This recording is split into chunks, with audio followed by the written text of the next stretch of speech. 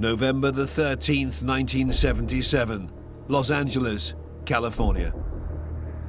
Schoolgirls Dolores and Sonia were on their way home from a day's shopping when two police officers stopped them for questioning. But the so-called policemen were in fact killers.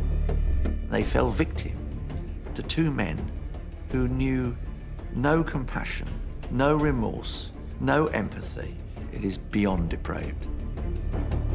14-year-old Sonia and 12-year-old Dolores were abducted, held captive for 5 days, repeatedly raped, then strangled. Their killers were two cousins, Angelo Buono and Kenneth Bianchi. You got the smooth-talking, sharp, glib Bianchi. And then you've got the street con, wise, smart predator in Buono. That's a pretty dangerous combination. The partners in crime went on a killing spree, murdering 10 young women in just 4 months. Many were dumped on hillsides across LA, lending the killers their infamous name, the Hillside Stranglers. These two were not going to stop until they were caught. This had a really devastating effect on the lives of women in Los Angeles. The deadly duo terrorized the streets of LA whilst masquerading as police officers. They raped and tortured victims as young as 12 during their sickening rampage, making Angelo Buono and Kenneth Bianchi two of the world's most evil killers.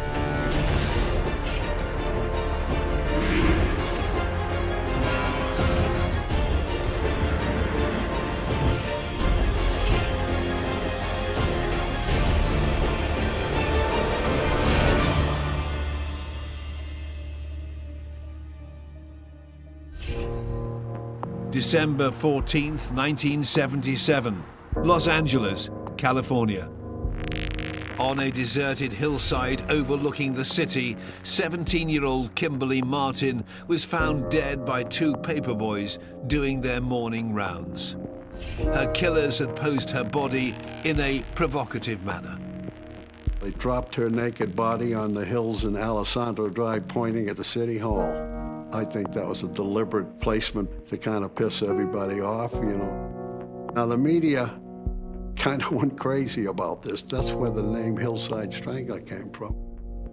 Kimberly was the 9th victim of the killers in barely 2 months. It became one of the biggest news stories of the year, spreading panic throughout the city.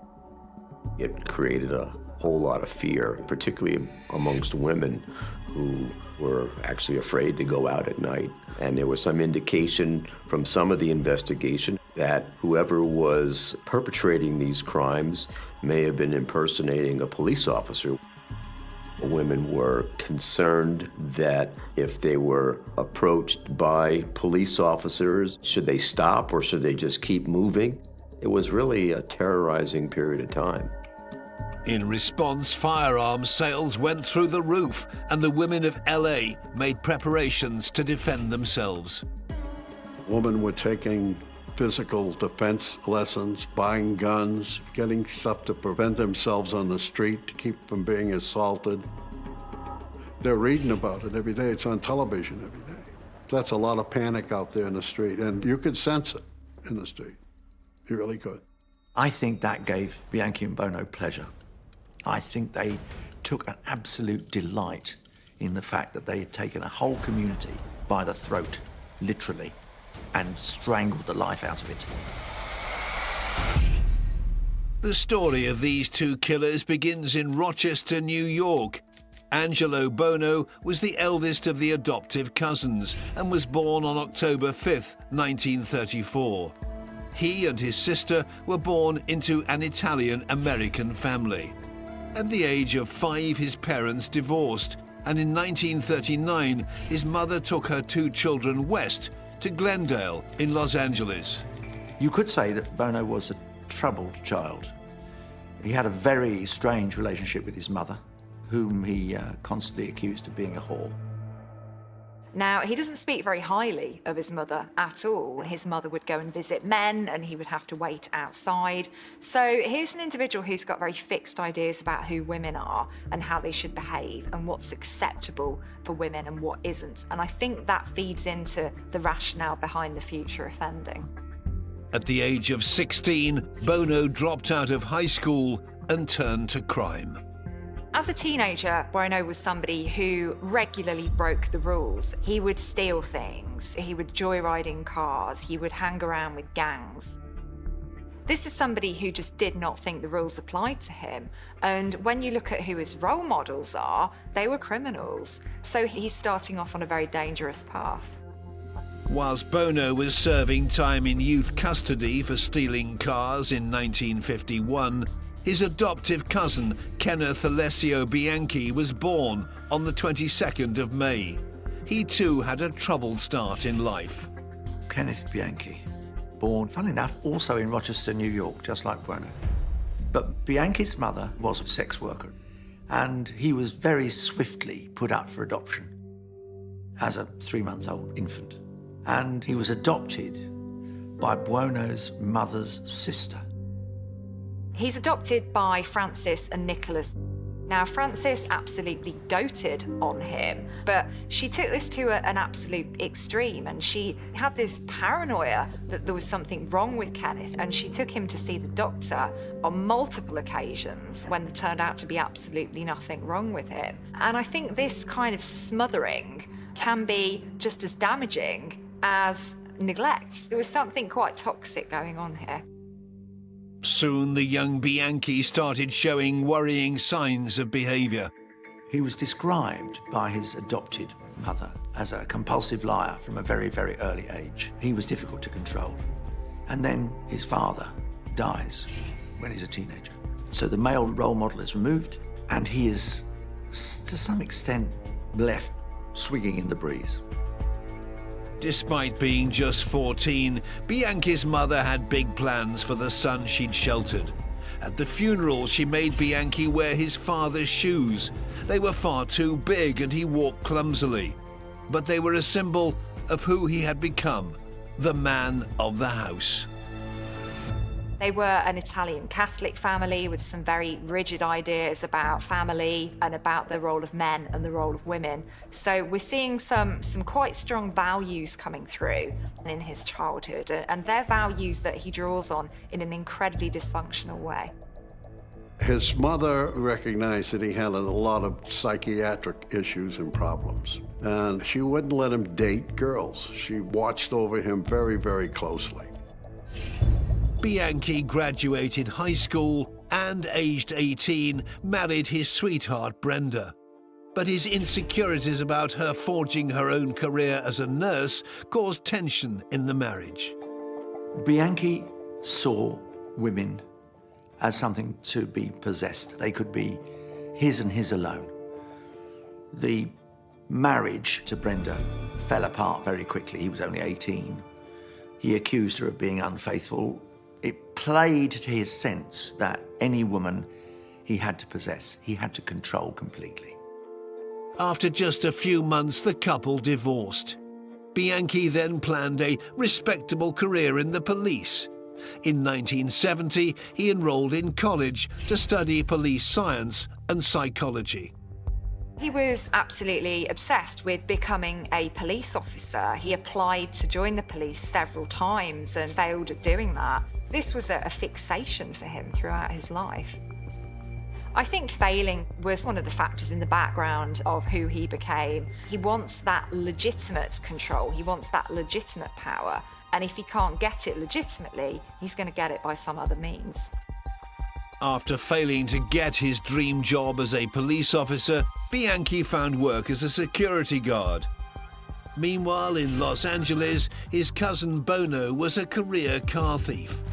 By this point in 1970, the 36-year-old had been married and divorced twice and fathered 8 children by 3 different women. A lot of women said that he had a very sexual, strong feeling about him, but it was a scary, frightening kind of thing. It was kind of a predator kind of a thing. And he had been through a whole lot of women. He was very sexually active, and he was proud of that reputation. Buono's attitude to women and to the women he married was abusive. There can be no doubt about that. And each of them described his abusiveness, his drama, threatened with a gun, persistently kicked, brutalized. He was very aggressive sexually, even with young girls. There was something in Buono which saw women as objects, a man who saw women as something of his right. Before long, the two maternal cousins who barely knew each other would discover they shared the same intense loathing of women. Buono and Bianchi would move in together and become partners in crime. Soon, this dangerous team would be heading on a path towards murder. By 1975, 41-year-old Angelo Buono had served 3 short prison terms for stealing cars.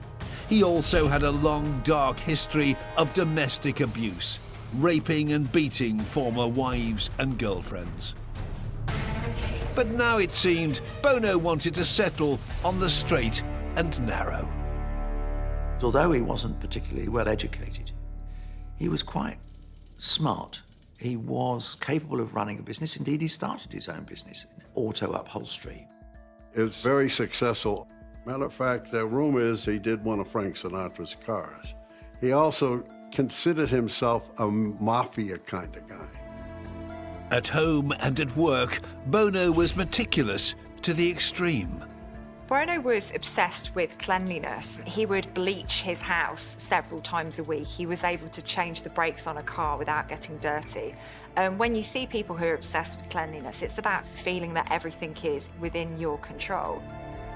Meanwhile, over 2,500 miles away in Rochester, New York, Buono's cousin, Ken Bianchi, had been fired from his job as a security guard for stealing jewelry at the department store where he was working. In January 1976, Bianchi's family came up with a plan to temper the wayward 24-year-old. Their mothers are sisters, and they think it's a good idea for these two to live together. And I think it is part of those kind of Italian Mediterranean family values, you know, that if you're part of a family, then you're always welcome. You should always look out for one another. Buono was doing the family a favor, taking him in. This is something he didn't really want to do. This is a guy who lives alone. And to take in a boarder was something that, he wasn't happy with. Bianchi apparently looked up to Angelo Buono, his older cousin, kind of admired the tough guy image that he projected. Once again, Bianchi tried for a career in the police, this time with the LAPD. But once again, he failed his exams. In the end, Bianchi resorted to lies to get a respectable job. He had phony certificates made up, showing that he was a graduate of Columbia University and had a degree in psychiatry, and he was actually a psychologist. A psychologist in Los Angeles actually hired this guy, and he was seeing his patients. He had a gift of really selling himself, and he did. He was a sociopath, and he was a pathological liar. In June 1976, Bianchi finally made it into the LAPD reserves as an unpaid volunteer. He also found himself a desk job to pay the bills. And at work he met a new girlfriend whom he moved in with. By now the cousins had a real rapport. Bianchi looked up to the older Buono and was only too quick to get involved when he suggested they establish themselves as pimps. He and Buono set up what only could be described as an agency for prostitutes. They target 2 young women whom they set up to work for them, to make them money as sex workers. It was a marriage made in hell. I mean, here you've got a sexual predator and a sociopath. Bianchi wants to be like his cousin Angelo. So he looks up to him. He's older. He was excited that it's a recipe for madness. But pimping prostitutes wasn't enough for them. To satisfy their own sexual cravings, they prowled the streets using a tactic inspired by an infamous criminal from the 1940s. When Buono was an adolescent, he very much looked up to career criminals, and one particular criminal, a serial rapist called Chessman, who he became very interested in, had actually used a police ruse in order to target his victim. I think Buono saw something there that lodged in his mind, and that would later come out in his offending. Angelo Buono had a security badge that belonged to his stepfather. And they used that to portray themselves as undercover police officers. They started using the badge to get free sex from prostitutes. They liked the fact that they could get girls back to their house and have them have sex with them, then play a badge on them and tell them that, hey, don't tell anybody we did this, or you'll be in trouble. But the excitement of duping women for free casual sex soon wore off. Buono and Bianchi wanted to up the stakes, to indulge a depraved desire. They both agreed, why don't we try choking somebody to death while we're having an orgasm? That would be something I'd like to do. That was Buono's thing. And of course, whatever Buono said, Bianchi went along with. It's what the psychologists call folie à deux. One adds depth to the other. One eggs the other one on. One's the sorcerer and the other one's the apprentice. And then suddenly they become partners in crime. At 11 p.m. on the 17th of October 1977, Buono and Bianchi were cruising down one of Hollywood's most famous streets, Sunset Boulevard. They had their fake police badges at the ready. Bianchi had a four-door sedan that could resemble a police car at night. It had no siren or lights, but it had the same color, dark blue and a white top. They used that car in all the stops and pullovers that they made. Here they spotted 19-year-old Yolanda Washington. She was a mum, she was struggling to make ends meet, she became involved in sex work, and they picked her up, claiming to be police officers. Got her in a car under the pretense of who they were, and Bianchi strangled her in the back seat. And that's where it started. They dumped Yolanda's body on Forest Lawn Drive, not far from Glendale. She was discovered early the next morning. She had a 3-year-old child, and she's treated as a piece of garbage. From there, it just kind of accelerated. They started discussing what they were going to do. Let's take them back to the house. If we take them back to the house, then we can play games with them. And that's exactly what they did. Barely 2 weeks later, on the night of the 30th of October, Buono and police reservist Bianchi were roaming the streets once again. As they stalked Sunset Boulevard, a young girl caught their eye. Judy Miller was picked up on Sunset Boulevard near a hot dog stand. Judy was 15 years old, so a few years younger than Yolanda Washington, and she's been described as a runaway, but she's a child, she's incredibly vulnerable, and I think they recognise that, and they prey upon that vulnerability again. The killers lured Judy into their car under the pretense of hiring her for sex. Once inside, they pulled out their fake badges. She was trapped, and this time Buono and Bianchi had even more sinister plans. They took her to Buono's auto upholstery shop, where she was systematically raped. This change in offending is really significant for me because when you're taking your victims to somewhere that's private, an environment over which you have control, this suggests that you want to escalate your offending. You want to spend more time with your victims. You want to harm them more. Using a ligature placed around her neck, they strangled 15-year-old Judy. Then the killer cousins dumped her naked body in bushes off a quiet residential street in the neighborhood of La Crescenta. When she was found the next day, detectives noted the lack of drag marks on her body. That gave us a kind of an indication that there might have been two guys, because If you have a dead body and you're lugging it around, you want to put it place here and place there. It's very difficult. And if you do that, you usually will leave marks on the body if you're dragging the heels. But she was placed in an area, and that's where her body was found. There was a fiber on her eyelid that was visible, and obviously she was blindfolded, which left the fiber. But despite the police's hunch that there might be two killers working together, there was little else left at the crime scene in the way of clues to help them identify the murderers. Buono and Bianchi felt unstoppable, and on the 5th of November, they decided to target a different type of victim. Now you have a complete change of pace. It wasn't only directed at sex workers. Lisa Kasnin was a perfectly ordinary, upright girl, 21. She was a dancer, quite a good career, with an extraordinary group called the LA Knockers. Lisa Kastin was walking to her apartment, and police ruse was used with her. She was brought back to Buono's shop, raped and murdered, and her body was found in the bushes off a street in Glendale. Now Buono and Bianchi had killed 3 young women. They were reveling in their success and growing in confidence. They were getting into their stride. They would discuss it, according to Kenneth, Bianchi. They would sit down, well, what do you want to do tonight? Let's try Hollywood again. Let's pick up another whore in Hollywood. They took him to Buono's upholstery shop and sexually assaulted him, strangled him, took their nude body and threw him in the hillside around the city of Los Angeles. It was a game. The rampage continued.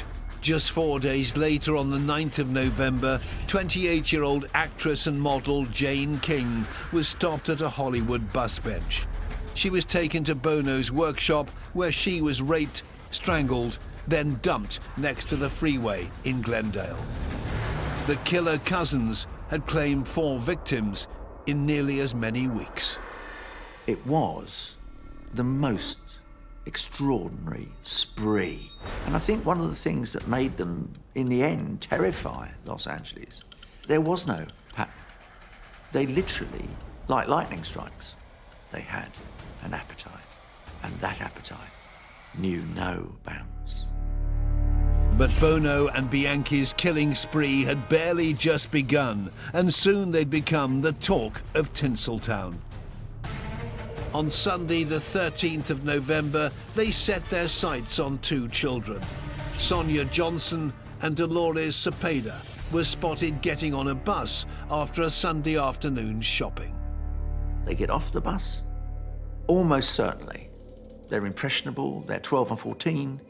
2 men stop them, they say they're police officers. They get them into the car, they take them back to Buono's. I mean, it is unimaginable. This time, the victims were imprisoned and held captive in Buono's home. The 2 schoolgirls were gagged and bound, then repeatedly raped over 5 days. What they must have subjected them to, and what those girls must have felt, is literally horrifying. Depravity is too good a word for it. It is utter depravity. At the end of their torture, the 2 children were strangled. The killers dumped their bodies 4 miles from Buono's home on a hillside near the famous LA Dodgers Stadium. It's a street that Buono referred to, and since he had grown up in the area, as the Cow Patch. And apparently their bodies were just thrown down the hill. It is behavior of the most disgraceful because it's inhuman. It is animalistic. Despite raping and killing 6 women and girls in barely a month, Bianchi and Buono were left wanting for more. They're varying their offending at this point in time, and offenders will do this because they will get bored. They will want to mix things up. They will want to make things interesting. Their victims were no longer just randomly picked off the streets. On the 20th of November, 2 days after their last killing, Bianchi called at the home of 20-year-old art student Christina Weckler. Christina Weckler had met Kenny Bianchi They lived near each other. He succeeded in getting her out of her apartment on a ruse that he was now an LA police officer, and her car was involved in an accident. Why the poor girl went, I don't know, but that was it. They abducted her, took her back to Buono's house. Once at Buono's home, the killers had devised a new, sickening act of torture for their seventh victim. They use a more elaborate method of killing her. Not simple manual strangulation, but they put a plastic bag over her head and put a gas pipe into it and effectively suffocate her. The killers also injected Christina's arms and neck with air and cleaning solutions to try and induce a fatal embolism. There was a mark on her neck where they put cleaning fluid in her neck with the syringe. This is incredibly sadistic. It's incredibly drawn out. It is an escalation in their offending. They're enjoying the process of watching their victims die, of having that ultimate power and control over their life and death. And this is something that's only going to get worse. Then they dumped Christina's body on another remote hillside in Highland Park, several miles from Buono's Glendale home. It was a Sunday. I was notified at home. They said, we got a dead girl out here, and then it's definitely a murder victim. So I went out, did my usual crime scene investigation, and I noted the ligature marks on the hands and on the ankles. Detectives also noticed that the bodies continued to be placed and not dragged to each location. They were still convinced that they had more than one killer on the loose. We had put a lot of uniformed policemen in the area of northeast Los Angeles looking for two suspects, or one suspect as a serial murderer. So we were focusing in the area where the girls were originally abducted. I think that information got out somehow through the media. So what did Bianchi and Buono do? They drove all the way out to the valley to look for their next victim, 25 miles away. On the 28th of November, 8 days after their last killing, Bianchi and Buono were cruising the streets of the San Fernando Valley. They spotted 18-year-old business student Lauren Wagner driving home. They followed her, and she parked right across the street from where she lived. They stopped her, pretended they were police officers, and said they would have to take her in a car, and she resisted. She kind of vocally resisted. And they got her in a car and took her to Buono's house. Lauren was bound to a chair and gagged in Buono's home. This time the cousins thought they'd experiment with a different type of torture.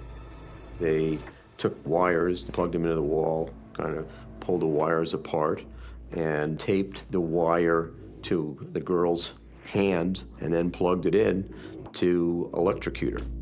There were burn marks in her hands from the wires. Lauren's body was dumped once again on one of the city's hillsides. Her parents had noticed their daughter's absence and were concerned when they found her abandoned car with the keys left in the ignition. And this was something that was out of the ordinary. She wouldn't normally do that. So immediately they knew that something was wrong. They knew something was amiss. So they contacted the local police department. She was discovered the next day on the 29th of November. Her body was found once again on the side of a hill on a little street in the Glendale, LA area. And she was lying there naked as the others with ants crawling all over her body. Upon seeing her, we knew right away that she and Christina Weckler were killed by the same people. Both had very similar ligature marks on the body, around the neck, and one on each wrist and one on each ankle. We began referring to that as 5-point ligatures.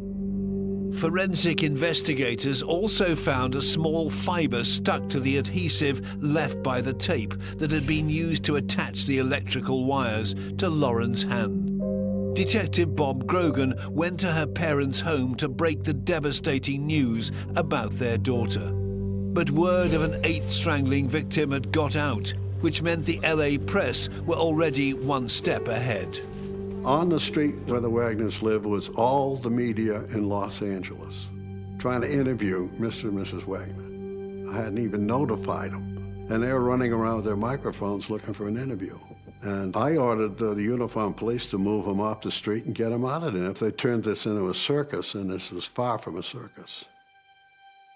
The press now had a name for the serial murderer, the Hillside Strangler. But a neighbor had some important information for police which confirmed their earlier suspicions. She came out and saw two guys putting a girl in a car.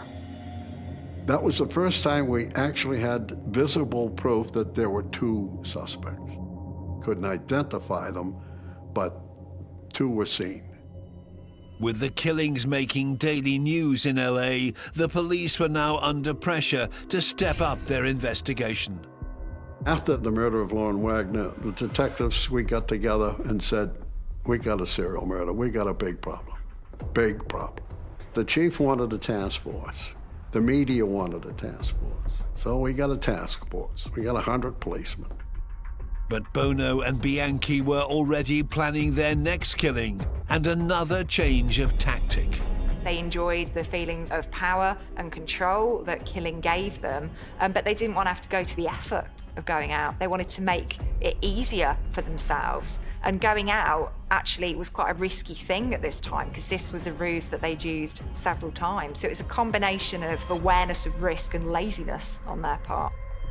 Bianchi has found a flat, another apartment in the block he lives in, which is vacant. On December the 13th, Bianchi called an escort service posing as a client. 17-year-old Kimberly Martin was sent to the empty apartment. As soon as the door was open, she knew she had made a mistake. Buono and Bianchi were there and a struggle broke out. She had quite a severe head injury, almost as if she'd been bashed against a wall. So what I see in this case is an individual who knew that they were in danger and actually fought tooth and nail for their life. And I think that's testament to the strength of character of this individual. Buono and Bianchi took Kimberly back to Buono's workshop. After raping and strangling her, the killers planned a final act to taunt the city. Her body was deposited on the side of a hill, kind of overlooking the city of Los Angeles, and her body was kind of displayed like this, and she actually came to symbolize the Hillside Stranglers. Where she was thrown was kind of a way for these guys to thumb their nose at the world. And the media jumped on that, oh, the Hillside Strangler strikes again. So it was a panic situation in the city of LA, no question about it. The Hillside Stranglers had now claimed 9 innocent lives. Buono and Bianchi sat back and relished how their murders had become one of the biggest news stories ever in LA. The Los Angeles Police Department were now under pressure to catch the killers before they struck again. By December 1977, the Hillside Stranglers had claimed 9 innocent lives. Buono and Bianchi sat back and relished how their murders had become one of the biggest news stories ever in LA. The Los Angeles Police Department were now under pressure to catch the killers before they struck again. It created an utter panic. If you were young and a young woman in Los Angeles at that time, I think you would have been frightened. Anybody would have been. Bianchi was reveling with the headlines his murders were generating.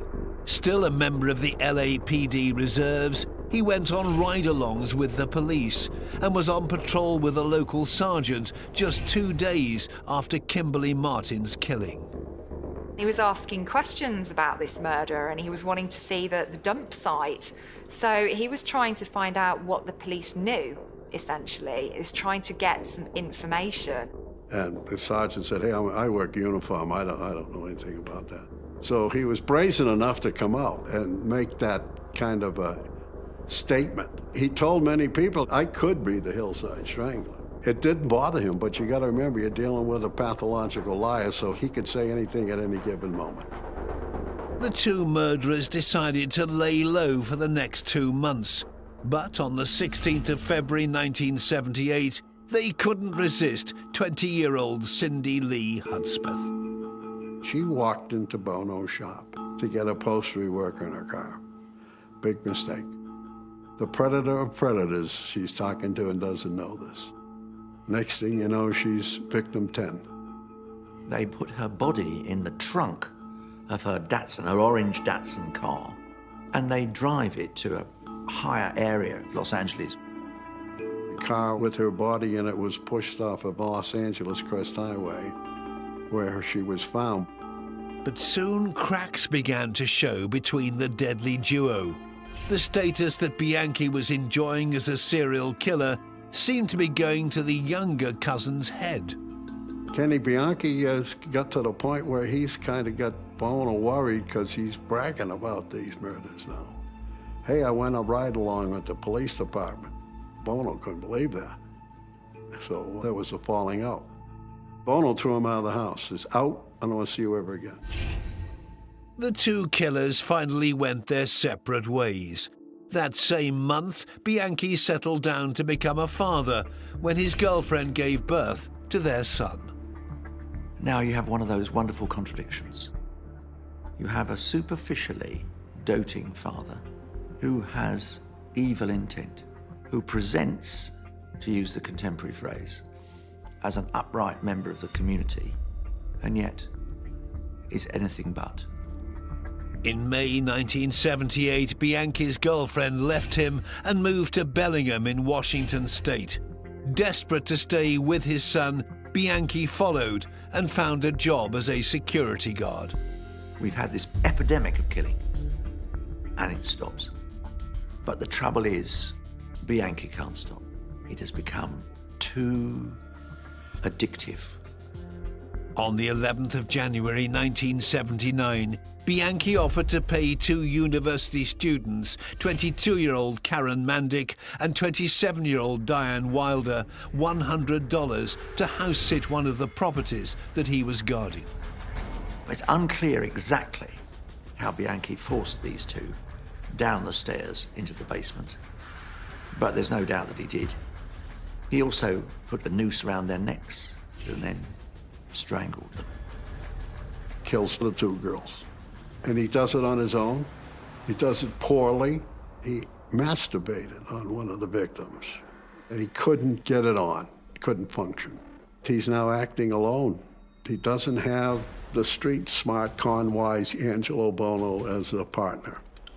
Next day, on the 12th of January, Karen's car was found nearby by the police with their bodies hidden in the trunk. Bianchi's employer revealed his whereabouts and he was arrested. He claims that the killing wasn't done by him, but done by his second personality, Steve Walker. So he's claiming that he has another individual in his head who's telling him to do particular things. When the police in Bellingham realized their suspect had a Californian driver's license, they contacted the LAPD. Detectives there noticed something interesting on Bianchi's driver's license. Whenever you moved in California, you had to write on the back of your driver's license your new address. Bianchi diligently did that. He put his address when he moved, which was on the same street that Christina Weckler lived on. That's a pretty strong connection.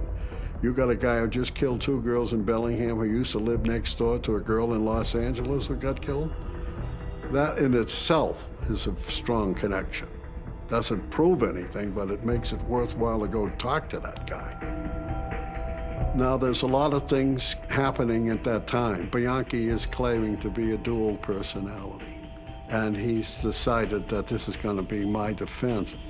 So one of America's leading criminal psychiatrists was sent to test Bianchi's alter ego, Steve, who allegedly appeared when he was under hypnosis.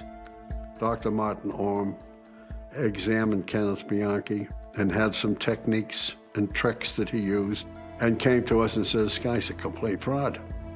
Now Bianchi's lies had been exposed, he turned on his partner in crime. He says there's another person with him on the murders, and it's his cousin Angelo. And it's the first we heard of Angelo. This is incredibly revealing because there's no sense of loyalty whatsoever here. He's got what he wanted out of Buono, so he just casts him aside and places the blame squarely on him. In order to get him to give us enough information so we can go down and arrest Mr. Buono, we have to make a deal. The deal is that he won't get the death penalty in the state of Washington, and that he will testify truthfully in Los Angeles in a trial, if and when we have a trial. With Buono now in the frame, forensic teams searched his home and workshop. Astonishingly, they could not find a single fingerprint because of his obsessive cleanliness. However, they did find some evidence. They discovered the white polyester fibre on Judy Miller's eyelid matched upholstery material in Buono's workshop. They also found forensic evidence which placed another victim at his home.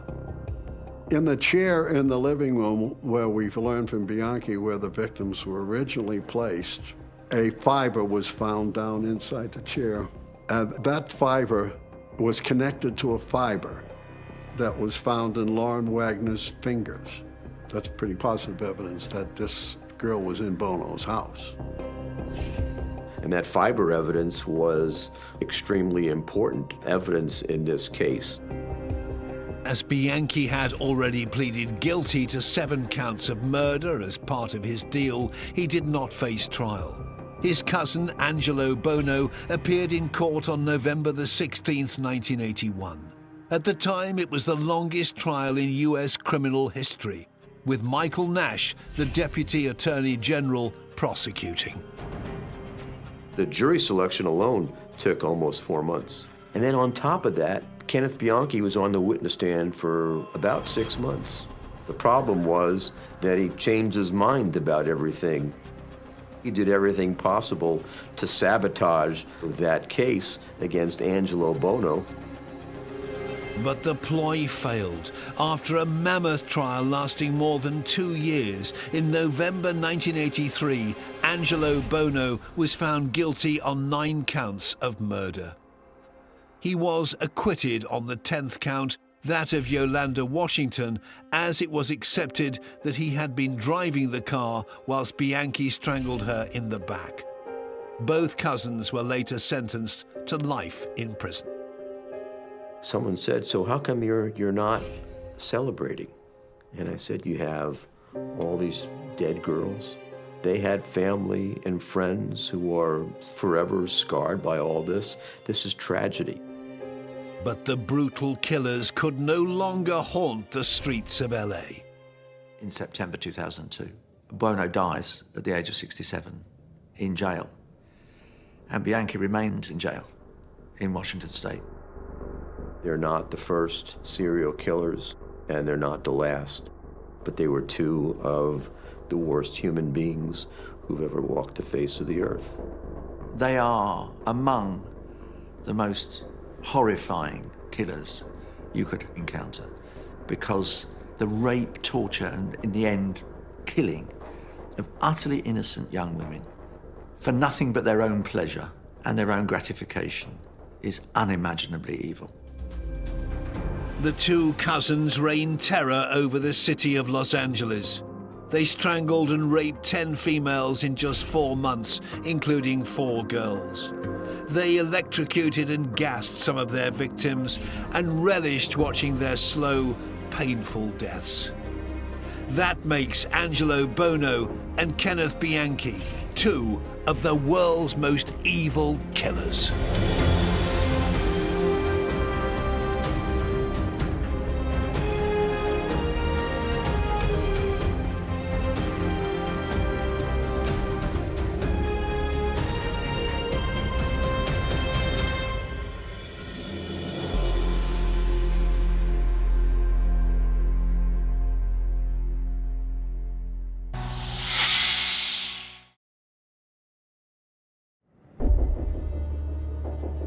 May the 22nd, 1997, Hammersmith, London. 46-year-old Traj Koneva cycled home to meet his 12-year-old daughter, Katerina. It was the first time the schoolgirl had ever been home alone. Her father tried to phone her and she wasn't answering, and he became quite worried, so he rushed back home. And when he arrived, he couldn't get into the house. He sees a pair of man's shoes underneath the door, and this causes him concern because there's somebody in his home who shouldn't be there. He starts to bang on the door with all his might. He shoves it, he kicks it, he cannot open it. Consumed by fear, he is horrified at what could be happening to his beloved daughter. Realizing the intruder was escaping, Traj chased after him and came face to face with Andrzej Kunowski, an illegal immigrant from Poland. Traj didn't know it, but he was looking into the eyes of his daughter's murderer. Kunowski was a cold-blooded criminal. He had no respect for human life. He had no respect for young girls. He had no respect for the law. Katerina's father chased after Kunowski, but the callous killer fled. A European manhunt was already in force, searching for the fugitive, who was wanted for charges of sexual assaults and rapes on women and young girls in Poland. Kunowski was known as the Beast. Seldom has a nickname been deserved more. He was a prolific paedophile and sexual predator who attacked vulnerable victims for almost 3 decades and would go on to take the life of a 12-year-old girl. This makes Andrzej Kunowski one of the world's most evil killers.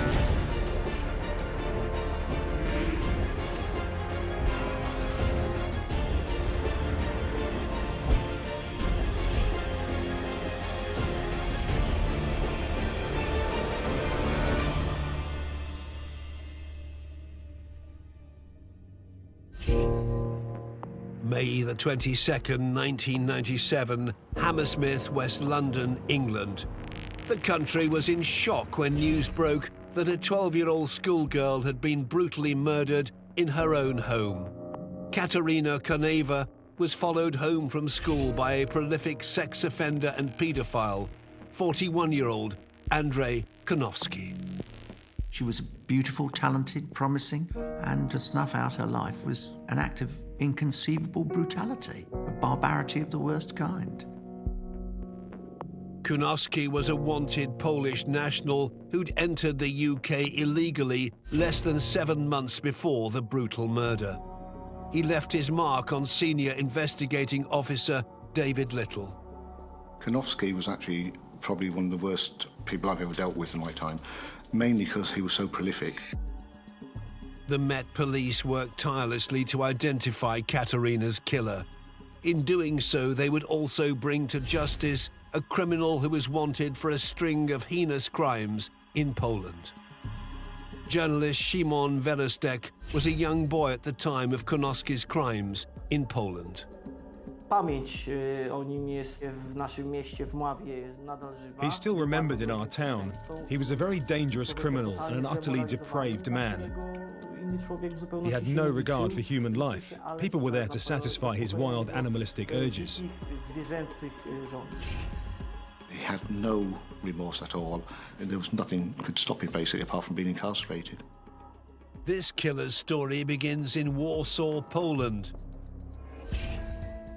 Andrzej Mirosław Klembert was born on March the 29th, 1956. Warsaw had suffered heavily during the Second World War, and this post-war period was a difficult time for the country. Young Andrzej didn't have the easiest of childhoods. His parents were petty criminals. At the age of 2, he went to a foster home because both of his parents went to prison. His grandfather, we understand, was in a psychiatric ward for sexual offences as well.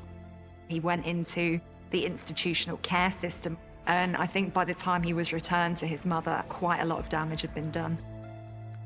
After leaving prison, Andrzej's mother met and married builder Stefan Kunowski. Andrzej took his stepfather's surname, and the family set up home in Mława, a small town 80 miles north of Warsaw. At first, family life appeared to be normal. As a child, Konofsky was quite short, a bit overweight. He was teased by his classmates and he struggled to fit in. I think this had an impact on his psyche. He was a bit of a mama's boy, but he had a ferocious temper, and he used to respond to the taunts with explosions of anger and violence. As well as a violent tendency, as he grew older, Konofsky became fascinated with local girls, which unnerved those around him. His mother begins to sense that there's something in the adolescent Konofsky that is a little unusual. She was to say later that he developed an unhealthy appetite for sex, an unnatural sexual desire. Age 13, he first came to the attention of the authorities for stealing. Theft and those kind of property offences are all about a sense of entitlement. They are about wanting something and just going and taking it, regardless of the impact on others. So this is a very early warning sign for me. As punishment, Konofsky was sent to juvenile detention. I think it would have been a bit of a learning experience for him, but not a positive one. I think he would have been learning from his peers who had also committed offences. I think he's becoming a slightly more skilled criminal in the time that he's there. By the age of 17, Konofsky had moved back into the family home, but soon reverted to his thieving ways and would steal money from his mother. His disturbing preoccupation with local girls had also continued. Few people knew what the monster in their neighborhood was hiding. Some women said there was something strange in his eyes. He was the sort of boy that a girl would probably not look at twice. But at the age of 17, he clearly felt some kind of profound sexual urge and decides to attack a neighbour's 16-year-old daughter. He drags her into the bushes and rapes her. This is a very early age to be committing this kind of offence, and it's very important that we realise that you don't go from a healthy individual one day with normal psychological functioning to a rapist the next. There would have been an escalation of behaviour. The 16-year-old victim was able to identify her neighbour, Konofsky, as her rapist. Two other local girls also came forward, having been attacked in similar circumstances, and one of these was added to the indictment against Konofsky. He was sentenced to 3 years in prison. It would be the first rape conviction of many. In 1976, he's released from prison. He's now 20. He's spruced himself up a bit, given to dressing quite well. He also earned the nickname of the Little Doctor, which involved his rather exaggerated habit of clicking his heels and slightly bowing whenever he met someone. But don't let anyone be fooled by that. This is a man who has nothing in mind but rape. Within a month, he commits the next attack. This time, it's a 24-year-old woman. Konofsky was apprehended and returned to prison for another 9 months for the rape. However, it was only a temporary respite for the community. He was only sentenced to 9 months imprisonment. A young man who's already served 3 years in prison for rape. Was that not taken into account? Was there no suggestion that perhaps we have the beginnings of a serial rapist on our hands? Once again, prison time didn't curb the devious sexual desires in Konofsky. Instead, it only seemed to ignite them, and the 22-year-old went on to attack more women and young girls in the area. In 1978, he committed rapes in June, July, August, September, October and November. Sometimes, on one occasion, up to 4 rapes in a month. He was totally prolific and probably felt he was untouchable. Konofsky would typically attack a woman and then choke her. He had a specific method to lure his victims in. First, he would call out to a woman from his car, and as she'd approach him and lean in, he would wind up the window, trapping her. He would then approach her from behind and very brutally rape her. His victims were extremely intimidated and later couldn't remember his face, which shows just how brutal and how aggressive this monster, the beast from Moava, was.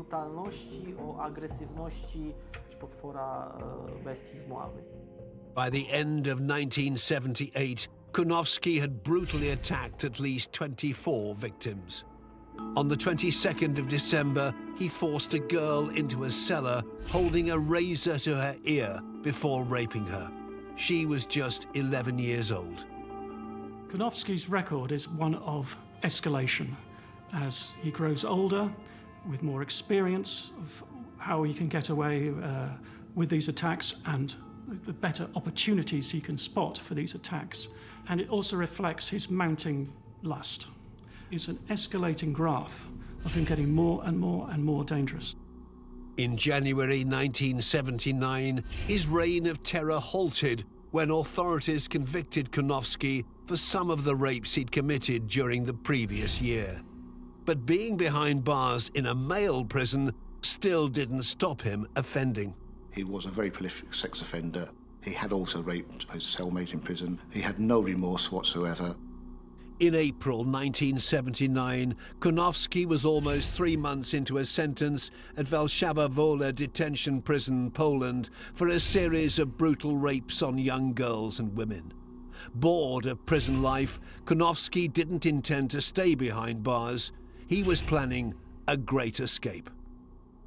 Konofsky's in prison and decides that he wishes not to be and saws through the bars of his cell to get out. It almost defies belief. I mean, here is a serial rapist who seems to be able to escape at will. Needless to say, no sooner has he done so than he rapes again. On the 8th of May 1979, police intercepted him 85 miles away in the city of Łódź. Desperate to avoid rearrest, Konofsky took a young girl hostage with an axe.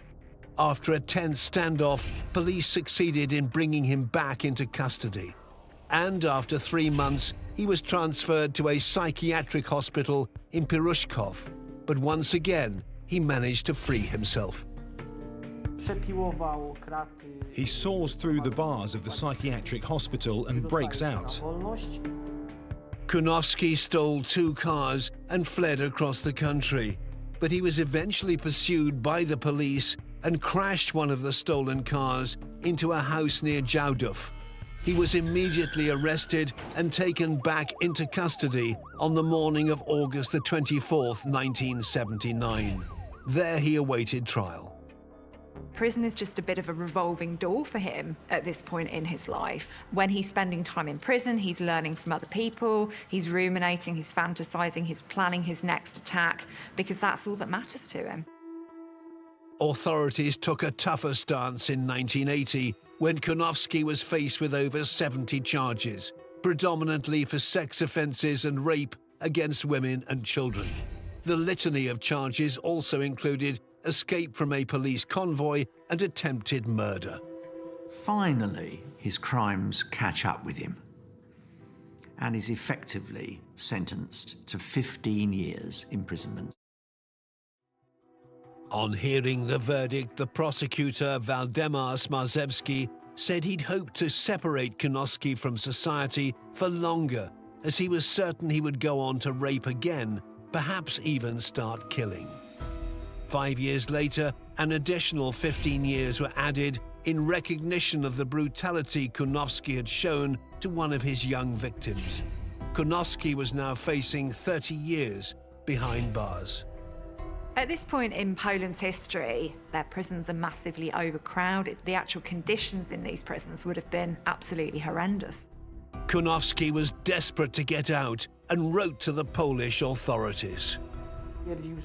He claimed that his cellmates treated him badly, that they humiliated him psychologically and physically, that he was beaten. At some point, his teeth got knocked out. Konofsky complains that he had his throat slit. While Konofsky's letters had no effect, a momentous announcement by the Polish Parliament in 1989 would have a significant impact on the 33-year-old's future. To mark the end of communism, an Amnesty Act was passed, which resulted in the reduction of prison sentences. Konofsky used this to his advantage. On the 17th of January 1990, the court in Olsztyn delivered a decision allowing him to be considered for parole. He walked free the following year after demonstrating good behaviour. There was an absolute failure on the part of the Polish criminal justice system because he was a serial offender. And when somebody is constantly making that decision time and time again to harm other people, they're not going to simply decide to stop one day. Despite his criminal background, Konofsky's family were keen to help their son get back on his feet. With the help of his family, he bought himself a delivery van, and he was living in a flat which his parents bought him on Tuwima Street in Mława. Konofsky started trading at the local market. There he met a woman who would become his future partner. What the woman has in common with his victims is a considerable age difference.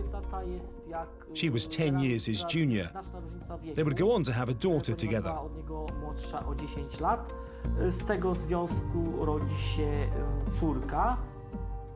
However, despite setting up home with his partner and her 6-year-old son, Konofsky still couldn't contain his devious and aggressive behaviour and continued to prey upon vulnerable women without his partner's knowledge.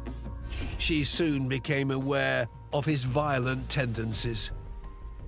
Eventually, he attacks her, and also, for good measure, he attacks her son. Trying to be someone conventional and respectable simply doesn't suit Konofsky's character. Underneath that polished exterior is a poisonous toad of a little man who thinks nothing of destroying women and any woman he may come across. The relationship broke down and Konofsky's partner left him.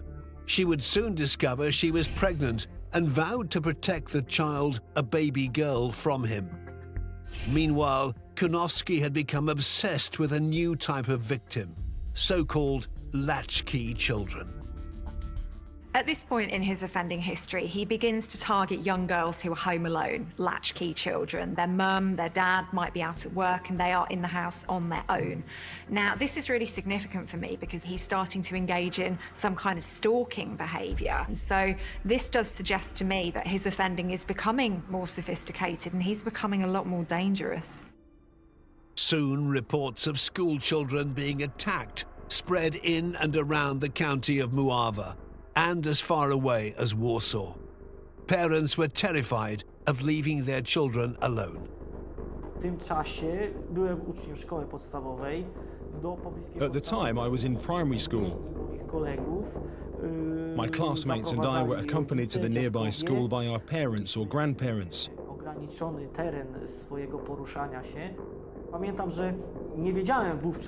Where we were allowed to go was restricted. At that time, I didn't know his name. I just knew that he was an older man.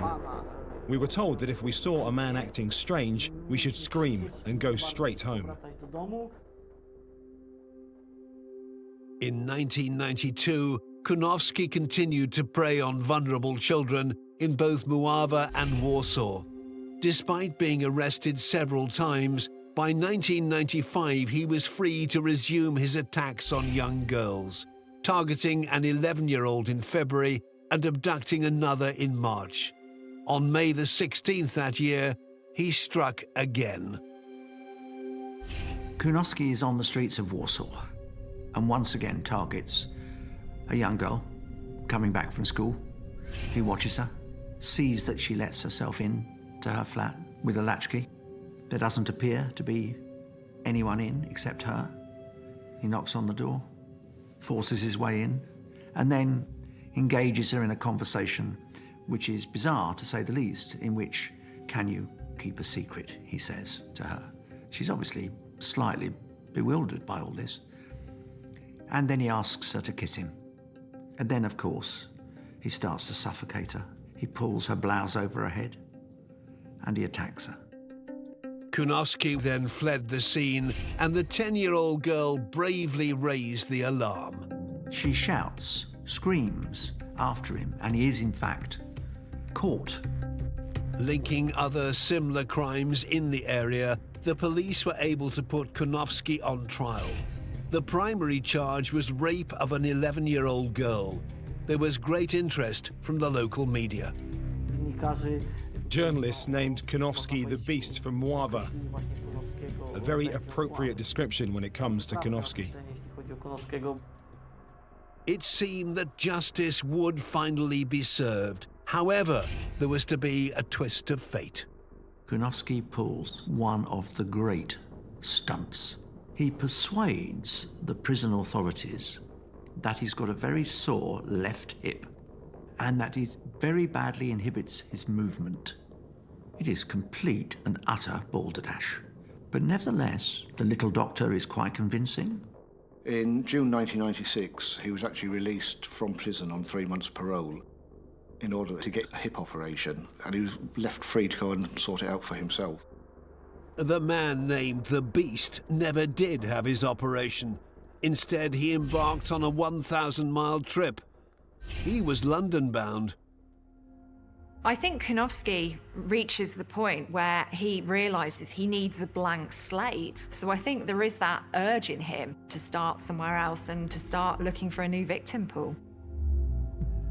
In his last years in Poland, the press had taken to giving him a nickname, the Beast. Well, the Beast had arrived in England, and it was only a matter of time before he would strike again. He arrived in October 1996 at Victoria Station. From that moment on, he just disappeared into the UK. As an illegal immigrant, he was totally below the radar, and because of that, his DNA was not taken, his fingerprints were not taken. We had no knowledge of who Kunowski was. At that time, there was tens of thousands of European people arriving. It was impossible for the authorities to keep track of this, and very easy for Kunowski to disappear into the subculture of London, where jobs are paid cash in hand, where rent is paid cash in hand, and no questions are asked. The fact that he is an illegal immigrant with a disgusting record of crime in his native Poland is known to no one. It's difficult to imagine Kunowski could even have stood out in the crowd. He was just an everyday bloke in the street, and in the accommodation in which he flitted between in various bedsits and flats, people were coming and going. It was a perfect cover for him to get up to what he wanted to do and to resume his attacks on women. Just 7 months after arriving in the UK, Kunowski's perverse desire for attacking children was once again ignited. He was on the prowl for another victim, and the 41-year-old reverted to a familiar MO, following so-called latchkey children home from school in the knowledge that they would be alone. And it wasn't long before he struck again. Kunowski had spotted Katerina Koneva. I suspect that he did his homework and that he knew that she left school and would arrive back at her flat in Hammersmith. Katerina was a 12-year-old girl who had come over from Macedonia with both of her parents, Traj and Jackie, and her younger brother. She was studying at Holland Park School. She was well-liked. She was a bubbly young girl. Her family were here to learn English, to escape from Macedonia effectively. They wanted a better life. On May the 22nd, 1997, as Katerina made her way home from school, she couldn't know she was being followed. This is very similar to the offence that we know of in Poland. So this would have been planned because this would have involved some kind of stalking. And I've heard stalking described as murder in slow motion, and that's exactly what it is in this case. When the 12-year-old arrived at her flat, Kunowski was close behind. In a twist of fate, this was the first time Katerina had ever been home alone. Her dad should have been at home, but unfortunately he was delayed at his English lessons, and so he was late. Katerina went home from school as normal, let herself in, and we assume that Konofsky knocked on her door. There was no sign of forced entry at all, and the door was locked internally after he'd entered the house. I think she would have opened the door. She was a trusting young girl. What she was doing, however, was letting in a monster. He takes her into the living room of the flat and barricades the door with a chair. From that moment inside the flat, what happened between killer and victim, only the killer knows. But he clearly had grabbed her and began to choke her with a cord he found to hand, pushing her down and choking her at the same time as he attacked her. She must have been screaming, but in a flat at that time of the day, no one could hear it. At some point, Katerina's father, Traj, had returned home, but the door was locked from the inside and Katerina did not answer. Becoming concerned, Traj looked through the letterbox. He saw Katerina lying on the floor. He then saw beneath the door, basically he described as 2 black shoes. He then obviously realised that something was wrong. He's horrified. He starts to bang on the door with all his might. He shoves it, he kicks it. He cannot open it. Consumed by fear, he is horrified at what could be happening to his beloved daughter. Whilst that was happening, he became aware that the person inside had moved to the front of the house, effectively, and naturally assumed that the person was leaving by the first floor window. So he ran downstairs and out to the front and saw Konofsky actually coming out of the window and land in the front garden. He then confronted Konofsky, who just basically stared at him. Getting his first look at the intruder, Traj noticed a spot of blood on his face. As Konofsky fled the scene, Traj had only a split second to plan his next move. His instinct was to chase after him. As they went down the street, Konofsky turned and shouted to passers-by, "Help me, help me." And 2 workmen could see that something was happening here and decided to intervene. He's actually making out that he's the victim, that somebody's after him, and passers-by in the streets basically help him. The well-meaning members of the public held Traj back, allowing Konofsky to get a head start. Traj managed to break free and continued the pursuit. The chase came to an abrupt halt when Konofsky pulled out a knife. Surrendering, Traj rushed back to check on his daughter. After Konofsky had run away from Traj, he wanted to get away from the scene of crime as fast as he possibly could. There was a young lady driving her car down the street at the time. He stopped in front of her and threatened her with a knife and made her get out of her car. He sped off in the hijacked vehicle before abandoning it half a mile away on Shepherd's Bush Road. He then boarded a bus destined for Hammersmith Broadway. He gets off the bus and disappears into the crowd, once again in the wind, beneath the radar. With Konofsky on the run, Traj had made it back to his flat. The scene behind the door would devastate his family's life forever. When he came back, he had to break the door down to get in, past the barricades that Konofsky had across the door, and there found his daughter with this cord so tight around her neck, lying on the floor. He was trying desperately to pull at this cord, and he couldn't manage it, so he went to the kitchen to get a kitchen knife to try and cut it open. He was screaming for help, obviously, and one of the neighbours went to help him. Police were called. And by the time they arrived, he was desperately trying to revive her. Paramedics took over, but without any success. Katerina had been murdered. The cause of the 12-year-old's death was strangulation. The police needed to act fast to find the culprit. Most killings happen in a domestic scene, and often it's the last person or the person there who turns out to be the killer. Unfortunately, Traj has to be considered as a suspect and was being questioned as such. The first time his wife finds him, he is a prisoner. Her daughter is dead, and her husband is accused of killing her. The impact on her must have been devastating.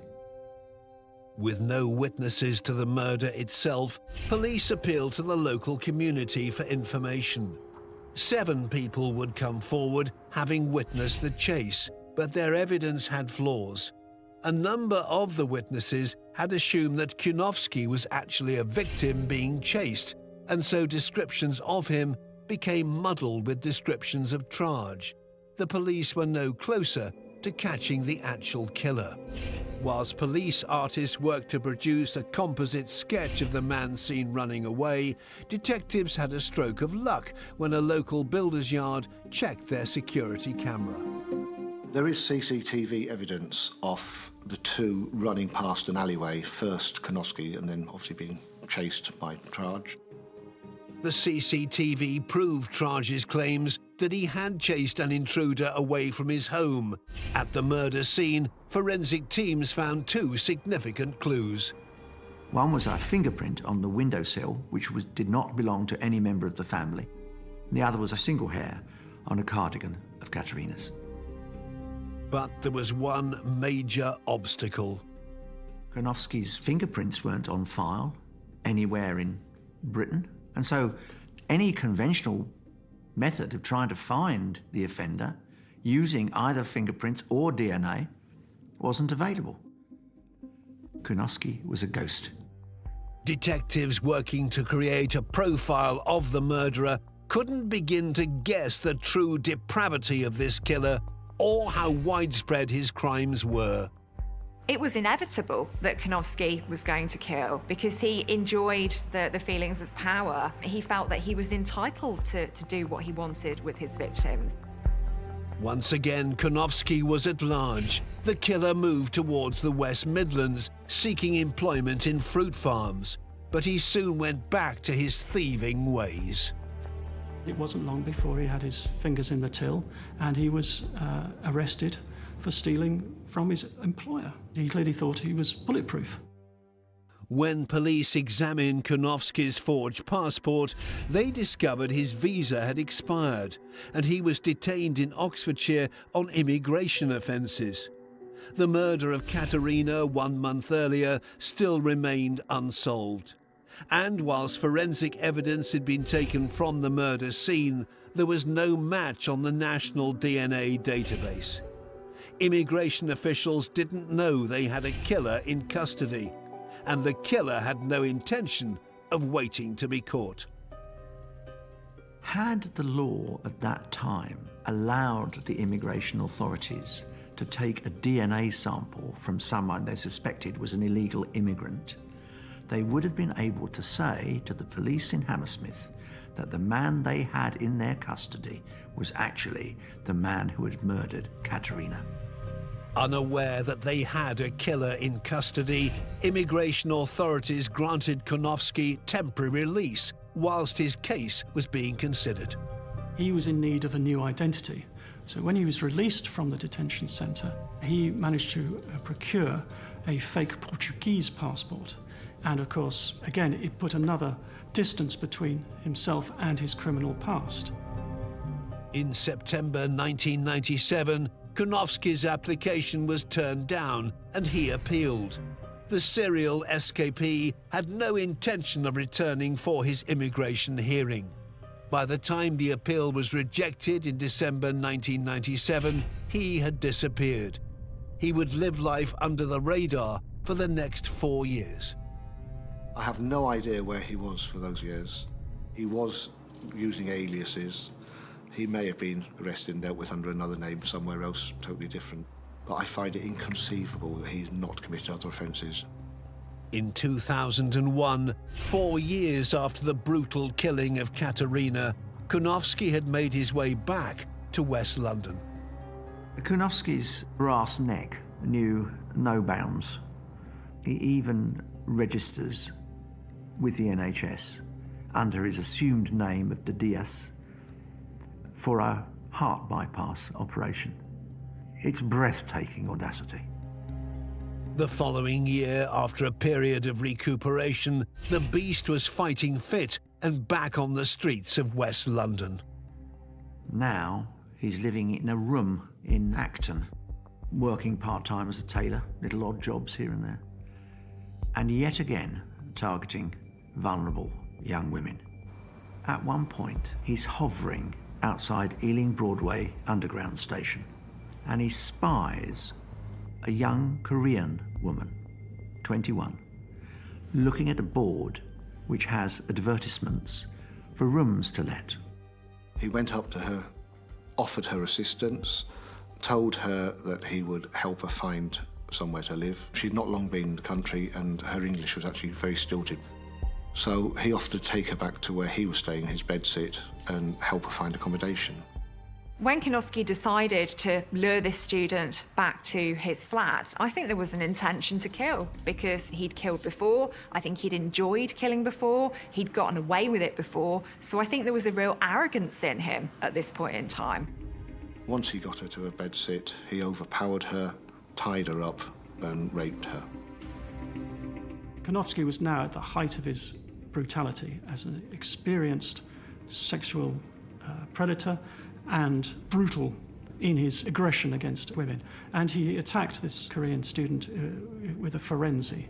To actually be taken, tied up in somebody else's home and then raped is a horrendous ordeal. She was a stranger to the country. She'd not long been in this country. She thought she'd been befriended by somebody who was going to help her. He abused that trust. He abused her. During the 3-hour ordeal, the defenseless student's survival instincts kicked in. This young woman, she was very smart. She was able to basically talk her way out of it.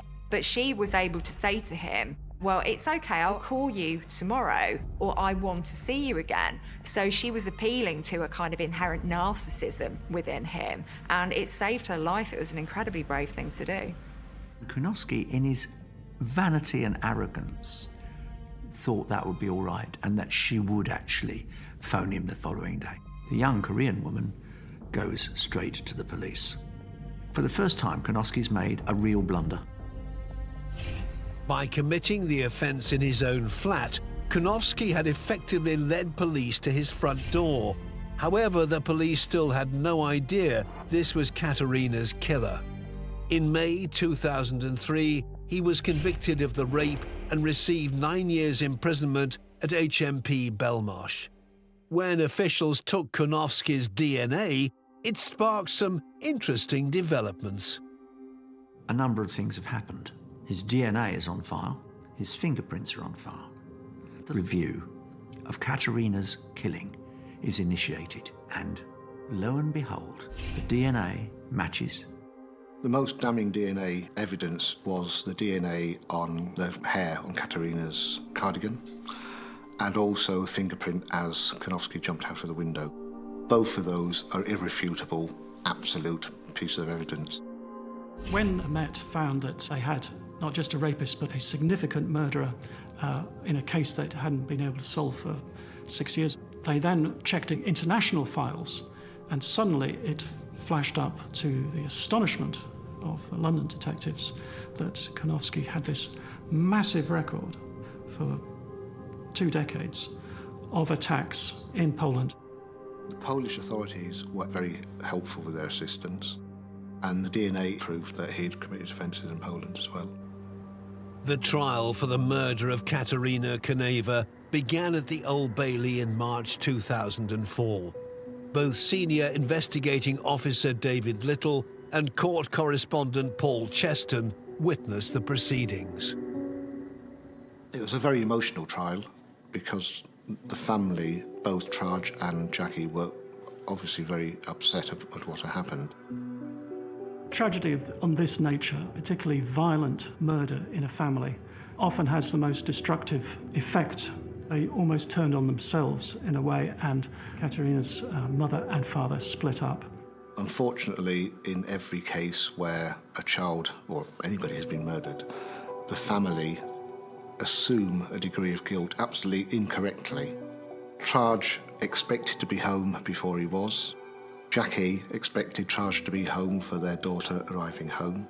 Between the two of them, they both harboured a degree of guilt for what had happened. Traj was face to face with his daughter's killer once again. But this time he had to give evidence of that fateful day. and the heartbreaking decision he made.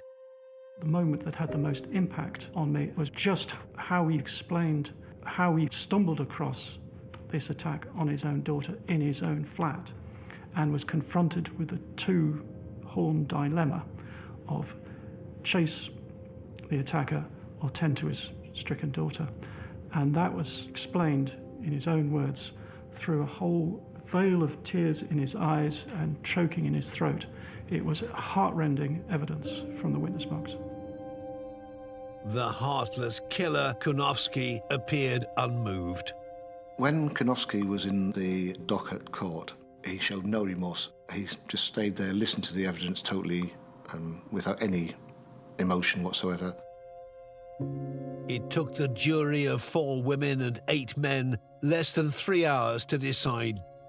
Konofsky was found guilty of Katerina's murder and sentenced to life imprisonment by the Common Sergeant of London, Judge Peter Beaumont, QC. Sentencing Konofsky for the murder of Katerina, the judge said, and I quote, "You took the life of a child who was just beginning to enjoy what this country had to offer. It was a life of great promise, and you ended it in circumstances of great violence and terror." Konofsky's sentence was bittersweet for Katerina's parents. They'd lost their daughter, a 12-year-old girl. At the time of the conviction, Traj felt there was closure and it had been dealt with. Jackie didn't. She felt cheated. She just felt that nothing could be done to make amends for what he'd done. Whilst Konofsky began his sentence at HMP Frankland, Europe's media descended on the small village of Mława.